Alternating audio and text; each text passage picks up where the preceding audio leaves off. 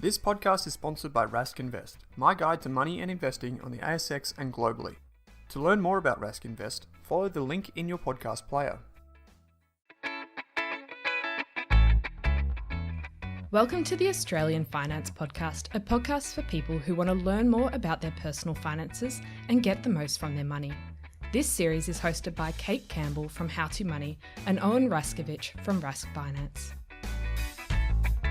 The Australian Finance Podcast is provided for educational purposes only. The information is general in nature and does not take into account your needs, goals, or objectives. What that means is the information does not apply to you specifically, so consider getting the advice of a licensed and trusted professional before acting on the information. Kate, welcome to this episode of the Australian Finance Podcast. Hi, Owen. Today we are talking about FIOR, so the Financially Independent Retire Early Movement. Okay, so we've got FIOR, we've got movement. What is it, Kate? So it's pretty much blown up in the last few years, but it's the concept of becoming financially independent so that you can choose to retire early. And early in Australia means pretty much earlier than 67 or so, if you want to. Okay. And so it's about building wealth outside of superannuation. So you can quit your job if you so choose and do whatever the hell you want. Cool. I like it. Hell, fire, plenty of good things that we're talking about in this episode. But no, you're right. So we got FIOR, stands for Financially Independent Retire Early. We have another one, FIOR. Is that how you say it? Yeah, so another one I saw, because FIOR does get a bit of a rap because people are like, oh, well, I don't want to retire early. Yeah. I think it's, so FIOR, Financial Independence Optional Retirement.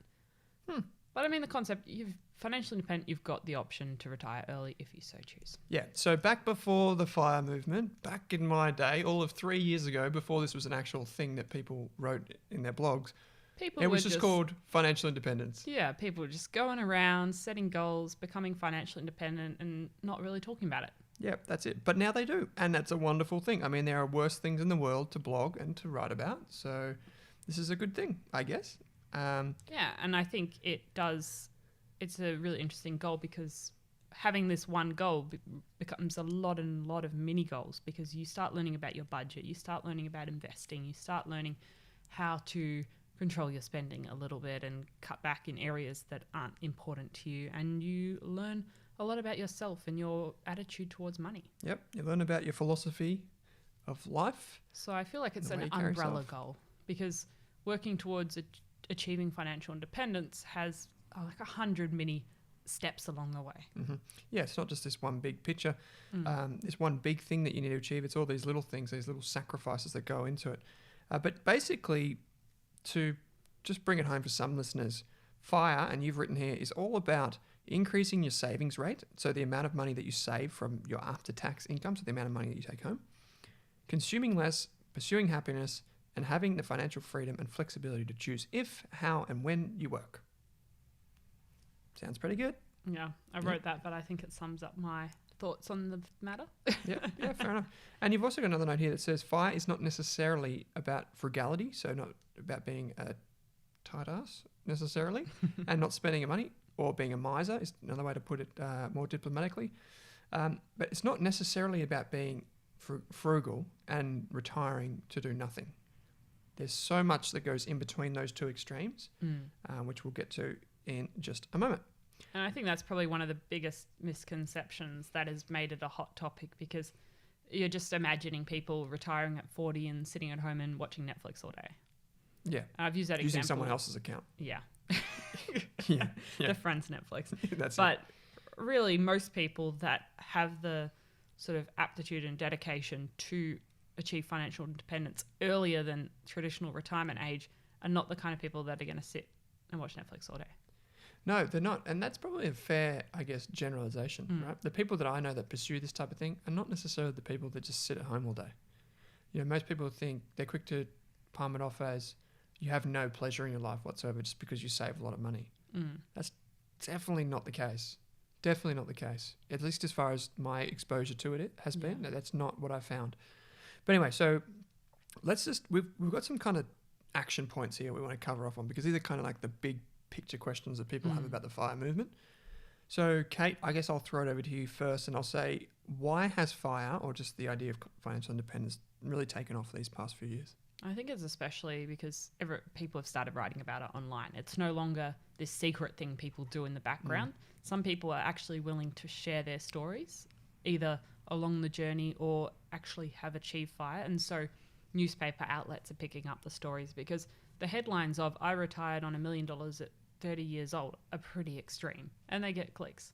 And often they only tell sort of part of the story, because you see, obviously newspapers are going to pick and tell which facts they choose. So sometimes if you've just read one newspaper article about it in The Age or whatever it is in Australia, you might have not the full picture of what it could mean, and you might have sort of rubbed you the wrong way, because it's just an example of someone who's cut every single thing pleasurable from their life, and they're just saved money and not spent anything. And you might think that's completely not for you. But if you actually dive a bit deeper, you can find there's so many people that are willing to talk about it online now, whether podcasts in the US, there's quite a few now, books, blogs, and they're actually willing to share their journey in a more realistic way and more thorough way towards financial independence, and how it wasn't. Some people do it through mass frugality, and you do see blogs out there about that. That's probably not what I'm interested in so much. I'm not going to try and repair every single thing myself and use only sort of one type of toilet paper because it's cheaper, or whatever it is. But it's really interesting, the mix of different people online that you can get ideas from, and for anything from increasing your income, starting a side hustle, reducing your expenses. Someone's written about it. Good point. Yeah. Interesting with the toilet paper example. I like it. I have read that one.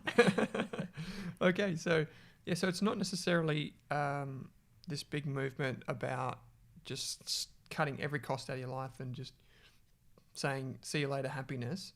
And the reason why it's getting such traction is because blogs and websites have made it very simple and cheap for people to come up and tell their story and how they've done it. And people are giving you the numbers online. They're full financial picture. That's it. So in the past, you would have to pick up a book, because someone would have had to have gone to a publisher to get that book published, and then it'd be on the bookshelves. But now you can start a blog for like $10. And there are a lot of them that are anonymous. Good to go. Yeah. So they're happy to share a lot more details that they wouldn't necessarily tell you in real life. That's it. There's a couple that blog under the name Dividends Down Under, or DDU. They pretty much share everything, down to what air conditioner they bought, why they bought it, those types of things. And those are really, I guess, neat ways to just understand your own budget and relate to that, even if you don't know their names, for example. Yeah. And someone's circumstances might be completely different to yours, but there's lots of interesting things you can pick up from reading different people's stories. And you might not know anyone in real life you could talk to about this, but going and finding these blogs online actually sort of opens up a different world to you. Yeah, that's it. And it also takes away the legwork of you having to think about all the different things that you might have to think about, right? Like, is it worth having private health insurance? Has someone written about this that I can, who's done the research, and I can rely on that? It's all free, what have you. Okay, so here's the big question. I guess people are sitting back thinking, yeah, I've got some debt. It sucks. I barely make it, to the next week. Or like, I'm saving a little bit. I'm investing a little bit. How much do I actually need to reach FIRE? That's my question to you. Yeah, well, I'm thinking you're the math genius around here. A common rule is the 4% rule, and it might be a place to start if you're trying to work out what works for you. So you want to be able to safely withdraw 4% of your net worth. Say, let's just talk about $1 million because I can do the maths a bit more easily there. So you've got $1 million and you can safely withdraw 4% from your diversified portfolio. So you've got exposure to Australian and international equities. You've got exposure to fixed interest products like bonds. So it's diversified. So stocks and bonds, yep. So the whole portfolio is not made of art or anything strange. Yep. So, and you can safely... All property, just not all property. Yeah, because you can't just sell 4% of your house off each year. Yeah. So a diversified liquid portfolio that you can safely, through either dividends or just selling some of the capital, take out 4% each year and live on it. Yeah. So indefinitely. So the 4% rule, effectively, let's just say we have $1 million portfolio. we expect to get a 7% return. So $70,000 for those of you playing along at home. Mm-hmm.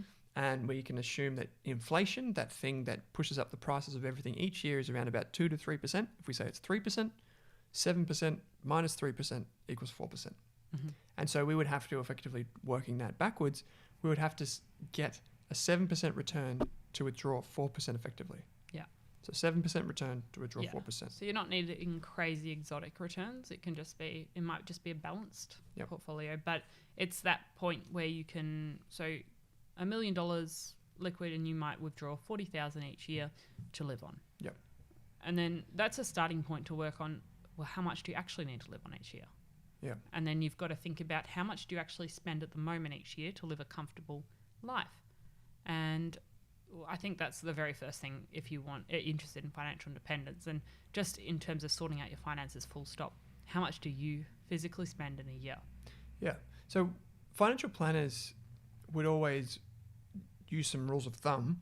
And one of the ones that they would say is you need a multiple of your ending salary to retire comfortably. So they might say 20 times your salary, right? Which is quite an overwhelming figure for many. But the way you could think about it with the FIOR movement is not a percentage or not a multiple of your salary, but a multiple of your yearly spending, right? So that's should be a lot lower, that figure. And it's one that you have more control over, how much you spend as opposed to how much you earn. So how much you spend, you might make $80,000. So 20 times that, 1.6 million, but you might only spend 40,000, right? And so if you're going 20 times that, it's considerably less. So that's, I guess, at the essence of the FIRE movement in terms of living within reason, living frugally, but then also being able to control your financial destiny by keeping those costs down to a level that you are comfortable. And so I think that's the key here, is that, you might say that I retire early, and there's that old financial planning joke, I've got enough to live off for the rest of my life, I just need to die next week. Right? And so it's all relative. Yeah. So if I say I want $2 million, you say you want $3 million, how long do you have to live? What are your expectations? How many people are you providing for? That's it. As soon as you factor a second person or children into it, it completely changes the numbers. Absolutely. We've already talked about education and those types of expenses. They just blow the lid on everything. We know from, I'm going to bugger this up, but the Australian Superannuation Financial Authority or something, it's ASFA. I don't know what the acronym stands for, but ASFA tells us that in 2019-2020, a couple to live comfortably in retirement wants about $60,000. So it's about $1,200 a week. So if you do the figures there, you're looking, if you do, I say 20 times that's in terms of yearly living expenses, it's a considerable amount of money. One thing though is that the big hurdle for most people is house. Do they pay it off? Yeah. Do they start building their nest egg outside of the house sooner? And if your house is the better part of $1 million, then you're going to have to change the numbers, because you can't just withdraw 4% of your house each year. Unless you wanted to do some convoluted reverse mortgage, which goes up as opposed to down over time. But we shouldn't even mention that. Shouldn't even put that in the idea gen for most people. But you're right. And so and this is where it's really good. You've put a heap of show notes in different blogs. Go and explore the different blogs. Find the flavor that works for you. So you might find that some of the bloggers have pursued dividends, like dividends down under, as well as then saving up for a house, or some have pursued a house or an investment property before they've pursued a share portfolio, for example. Yeah, and some are big advocates of renting, and some want to buy the house further down the journey. Yeah. So that's why it's great to have a look at lots and lots of people's different experiences and find something that maybe is a bit relevant to you. Yeah, for sure. Okay, Kate. So we know what we kind of need to get to retire, or we have a rough idea. We know what it is. We know why it's so popular. How do people get on the FIRE trail? Yeah. So mentioned before, working out what you spend in a year and what you need to exist. So like the two ends of the spectrum, what you need to have a comfortable life and what you need to have the minimum to exist. And then sort of working back from there and developing a budget that's going to allow you to put money aside each year to reach your financial goals. So if you wanted to so you're 20 now, you want to be financially independent by 45, say, how much, and you think you might need $1 million or $2 million, how much are you going to have to put aside each year over the next 25 years to reach that goal? And you can use the Money Smart compound interest calculator sort of to have a look at and play around with that. And then also factoring in that your income's hopefully going to increase over your 20s and 30s, and sort of working about what your goal is and trying to work backwards from there. Yeah. One thing that's important, which many people don't add in, is a bit of a nerdy thing. Many people don't factor in the effect of inflation.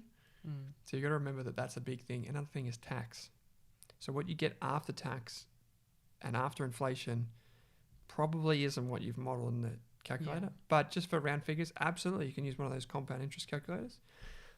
This is kind of where I'm going to bring this quote in now. I had it for further down. It's one of my favorite quotes on saving, and it comes from Morgan Housel, pretty much the greatest writer that's ever existed in terms of finance. And he says, this is a quote, "Past a certain level of income, what you need is just what sits below your ego." He goes on to say, "Think of it this way, and one of the most powerful ways to increase your savings isn't to raise your income, but your humility." So, past a certain level of income, what you need is just what sits below your ego. And I guess that's not necessarily, people don't pursue FIRE because they have less ego than you. But what they do realize is that necessarily, it's not necessarily the material items and the spending that brings you happiness. Yeah. There are many other things in your life. And so we've got down here, and this comes from Mr. Money Mustache, and he's identified some research from some, scientists, if you call them psychologists, and in no particular order, the biggest factors which influence human happiness are meaningful work, and by that they mean autonomy, low levels of stress, and a low level of fear of losing your job. We all know what that feels like. Their private life, so I guess I would define that as your connections with people and connections with the environment in which you live. Yeah. The other thing is the community. So does a community bring you happiness? Absolutely it does. Health is an obvious one. Freedom, which plays right into the financially free, retire early movement, and the philosophy of life. I think that's kind of like a catch-all at the end that's effectively saying, what's your outlook on life? Yeah. And so if you think about that, this is what psychologists and scientists have found through rigorous study. Nothing there has BMW, has jet ski, has anything of that sort in that. There's none of that. It's all about how you are as a person, I guess, your personality, those types of things, your outlook. Yeah, and I read once, I think it was a book to do with financial independence, but it had an exercise, and they said, write down the 10 things that are the most important to you and you want to spend the most time doing. And then it said, write down the things you do spend the most time doing and you spend the most money on, and sort of compare those two lists and where you actually want your priorities to be. And it might be you're spending time with your family, and where you're actually spending most of your time and money. And can you align where you currently spend your time and where you want to spend your time, and where you currently spend your money and where you want to spend your money more in line? That's a really interesting thing. And it reminded me of this other concept, which is negative visualization. So it's how to put things in context, what's most important for you. And again, I'll quote or just reference Mr. Money Mustache for this idea here. But he says, we become accustomed to spending on things, and we get this rush of, this really good feel-good factor. When we spend money on something, it's like an adrenaline rush. How good is that? But it wears off pretty quick. But what you find is that the things that you most value in life, and when you get to this kind of happiness factor, the things you most value in life tend to be the things that you take for granted. So once you buy something, you tend to take it for granted after that adrenaline rush is over. But he uses an example of eyesight. So he says, close your eyes and imagine for a moment that you're blind. It's going to take time before you get back to feeling happy. But once you do, you'll be content with that. But chances are, for most people listening to this, you can open your eyes and ta-da, you've got your eyesight back, and how wonderful it is. And we don't appreciate something until we really Gone. think about it. Yeah, and it's gone. Exactly. And so that's another thing that kind of feeds into this FIRE movement is once you stop spending on those things, you realize maybe that they're not the important thing. If you want to, you could, but you don't have to, right? So it's kind of like just, I guess, appreciating what you already have and spending less time on what you don't have. Yeah, and it's also knowing why you want to do it. If you just start putting heaps of money aside for no strong reason, you're not going to last very long and the budget's just going to collapse. Yep. You need to know your motivations. You need to know what the idea of financial independence looks like for you. Maybe you do a vision board or you have a spreadsheet, whatever it looks like for you to sort of get that idea into your head. And then you want to understand your motivators behind it, because it's not just like you're locking the money away for years for no reason. You're pretty much buying back your time and buying back your independence. So you are putting the money to something that's important to you. It's just further down the track. You're not getting an immediate item. You're getting essentially time in the future. Yep, absolutely. Well said. Okay, so and I guess this leads us into our next point, Kate, which is, do you think everyday Australians can achieve FIRE? I think yes. I think it definitely will really vary between different people, because depending on which career path you've chosen, your family, your goals, you might just be happy to live quite frugally, or you might want to go on a holiday each year and enjoy sort of a more, I don't know, they call it fat FIRE, but a more sort of luxurious approach to it all. So it will all vary time. So it might take you until 50 or 60 to be financially dependent, or there's some people that I've seen online that get there by 30. And so it's possible. It's just really varied. So I definitely don't look at people online and think, oh, I'm already 40 and I haven't even started. There's no way I can be financially independent. You don't have to worry about the retire early part, but being financially independent, even if it's not until 60, it's really good for you. Oh, yeah, it's still a wonderful achievement. And I guess one thing, I've used this quite a few times on the podcast, but it's the chains of habit are too light to be felt until they're too heavy to be broken. And what that means is once you get your mind over the hurdles to start saving, to start investing, to live this way, they become habits, and those habits become effectively what you do day in, day out. And before you know it, you're actually saving, and you don't have the struggles that everyone else has, the financial, the mental, all those struggles that everyone else has. But the point here is, even though we say that the chains of habit are too light to be felt until they're too heavy to be broken, I do disagree with that statement, because they can be broken. I've seen people who go on seemingly on a one-way street to spending, to consumer debt, to everything, and then they realize that isn't for them and they take steps to get out of it. So you absolutely can. Doesn't matter how old you are. Obviously, if you're 40, you're not going to retire by 30. But, you can do it. You absolutely can do it. Yeah, and I know there's an Australian individual that blogs under Late Starter FIRE, and they're in their 40s, and they talk a lot about feeling like they were way behind because they read all these sites and they're about people retiring in their 40s and 30s, and they were just sort of looking at it going, I haven't even started. And it's a really interesting journey to read about, and how they started taking steps to change their future. And I guess this is the thing too. We talk about this a lot in investing and in that context, but it also applies outside of that. There's absolutely no pleasure in this world whatsoever from having envy. None. Charlie Munger says that there's absolutely no pleasure from it. And so if you look at someone else and you think, you retired at 30, I can tell you right now, I'm not going to retire at 30. I think good on you. Do it. Absolutely. But I don't let that impact my happiness that I haven't got that. Just pull up your laces and go and do what you got to do. It doesn't matter. I would say late starter. Maybe they could say mid starter, because that's not even that late when you think about retiring. If you retire at 50, that's still early to retire. Like you ask the generation older than you, when they retired, for the majority of them, it's not that age. So I think just pursue it in any case. Okay, so I reached out to the folks at the couple at Dividends Down Under, and I've just got it in my little WhatsApp chat here, and I've also written it down there. But I asked them, what is FIRE for you? And they said to substantially spend less than one earns, probably living quite frugally, and invest heavily until reaching a wealth amount that could support you for the rest of your life. That's how they define FIRE. But then in a practical sense, what that means is, for us, that means saving 50 to 60% of our after-tax pay and investing until the annual dividends would cover our desired expenses. 50 to 60%, that's a pretty, for most people, I would say that's an ambitious target. They've been doing it. If you imagine just for a moment, the majority of people listening to this will not be saving 50 to 60% of their income unless they live at home with their parents, they've got a good job, they don't pay board, blah, blah, blah, blah. Or they have a really lucrative side hustle. Or they have a really good side hustle. Or they're just really, really wealthy.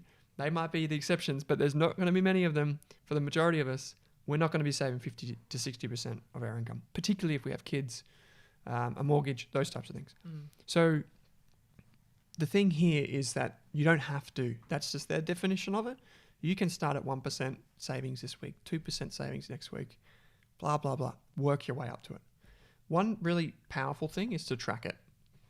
So we've talked about the savings rate. It was in the introduction that you did, Kate, at the top of the show. The savings rate is basically what you save or invest from your take-home pay. So if you take home $1,000 and you invest $200, that's $200 or 20% as a savings rate.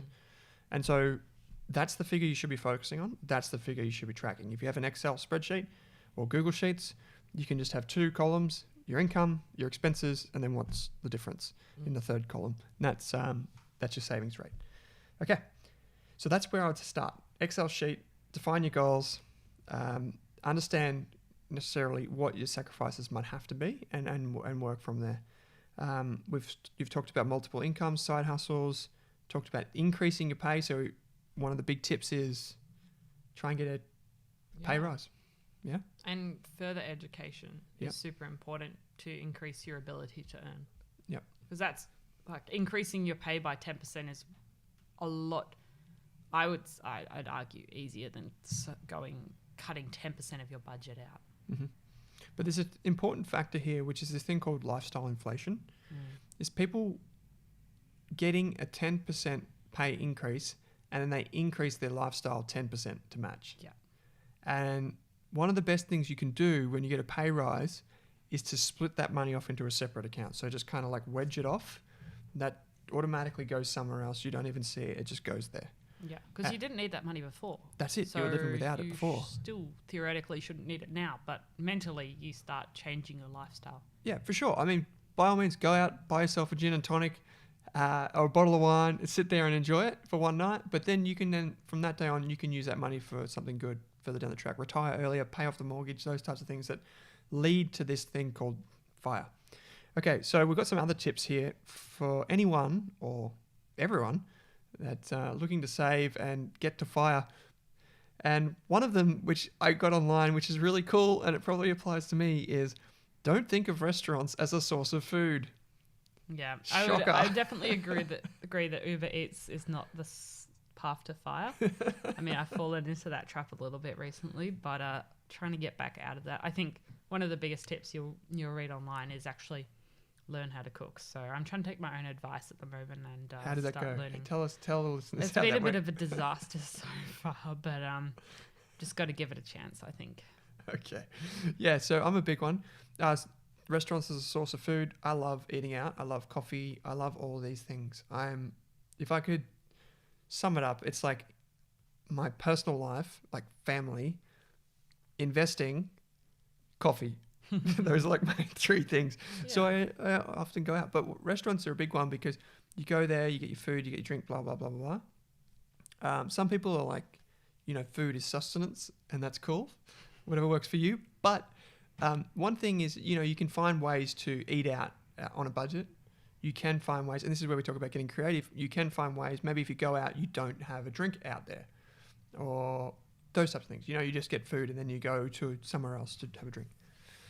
Okay, so the next one is, and this is where we talk about bonuses. Yeah, so windfalls are for buying freedom, not jet skis. So that could be anything from a bonus at work, a pay rise, an early inheritance, who knows? Yeah. So, yeah. Or even winning the lottery. Yes, it could be. So winning the lottery. If that happens to you, no jet skis. Wow, yeah. I mean, don't get me started on jet skis. Anyway, so next one is people who are pursuing FIRE and they're doing it properly, they don't try to gamble their way to wealth. That's a really important one, right? So don't put all of your hard-earned savings in one barbecue tip that you've been given because you think it'll just instantly propel you to financial independence. Yep, absolutely. I mean, it may be 1 in a million, but probably it's not going to be you. Yeah. And then and this kind of relates to the next point is it doesn't take crazy returns, just commitment over a long period of time. Yeah. And if you do dive into it further online, you'll see that most people have a very simple investment strategy, but it's just happening over 20 or 30 years of regular contributions. So it's no crazy returns, no crazy strategy, no guesswork involved. And they've just set it up and they've focused on it over a long period of time and they've reached their financial independence goals. What do you mean they're not using CFDs? Yeah. Oh my God. No Bitcoin? No Bitcoin, no marijuana No stocks. one has any fun anymore. Okay. Owen's very disappointed. Yeah. So it doesn't take crazy returns. I guess this next one here is a really good point. Read about other people's journeys, but don't let comparisons or regrets stop you from starting your own journey. And we talked about that. Yeah. So if you're reading all these sites online, you're going down the rabbit hole and you're starting to spiral and go, I've left it too late. There's no way I can do this. And then it's just making you unhappy and you're not actually taking any action. I would stop reading that. And I just go back to basics and just start focusing about the basics of personal finance. Take FIRE off the table, sort out the budget, sort out debt, sort out emergency fund. Because if you can sort of get a bit obsessed reading these sites and it can make you want that 20-year goal right now. And so I think almost when you get your plan and you set yourself up, it's sometimes good to really cut back on the amount of people you're reading about that have achieved it because it just sort of puts you in a bad headspace. Yeah, absolutely. Okay, so we've got another one here, which these two are kind of related to each other, so I'll bring these up. Don't become so obsessed with the numbers that you forget to actually live your life, and never sacrifice your mental and physical health to achieve financial independence. Both absolute no-brainers. So most people, their perception of these FIRE movers, is what I call them, the perception of them is that they sacrifice everything. They live like misers or like hermits, and they effectively over-sacrifice for the future. Because we know that we need to sacrifice something for future gain. That's why we study early in life, so we have that reward later in life. It's the same thing with our finances. Yeah. But there is a limit to it, right? It's just like the person that stays at uni for the entire life and fails to go and get a job, the person that saves forever denies themselves so much. And so it's about finding that balance. And you probably know you're getting too far when it starts to impact your relationships. That's kind of where I draw the line. Not the relationships that are unhealthy, like let's go out and get absolutely sloshed on the weekend and spend $1,000 in a night. If your friends are peer pressuring you to do that, that's probably not the right environment. Likewise, if you get older and you're comparing prams and they're like $2,000 prams, it's probably not the healthy environment. But at the same time, if it starts to impact your relationship with just going out and meeting friends or doing something that's really healthy for you, that's probably when you've taken it too far. Yeah, like you'll go out with a group of friends and you won't have a coffee because the only reason is because you're trying to save a little bit more and then you become known as that person who won't shout a meal, won't get a drink, won't do anything. And I mean... There is reason within There reason. is reason, but I think you can go too far. Yeah. And I know peer pressure is quite hard because often we have the culture of like shouting around of drinks and that kind of stuff. But I think it's just, don't become obsessed with the numbers to an unhealthy level. Mm-hmm. Yeah. And I think one thing for me is that, and I imagine this happens for a lot of people, is when you look at a spreadsheet, it can become quite overwhelming. You think, okay, I've saved this much this month, but it's really not that much. It's a couple $100 maybe, or not even. And then next month you see the same thing and you can get really down on yourself. And this is just basic budgeting, right? But you got to remember the bigger picture. Jump back into that compound interest calculator and stick it back in there and see what difference it's making. Yeah. As long as you're happy with you're saving a little bit of money. Like I say to people, save up to 20% of your income. If you don't want to go above that, don't go above it. you remember you've got super as well, chances are. So that's another 10%. It's 30% of your income. It's a lot of money to save, especially with an average income in Australia. If you can do that, you're on the money. Yeah.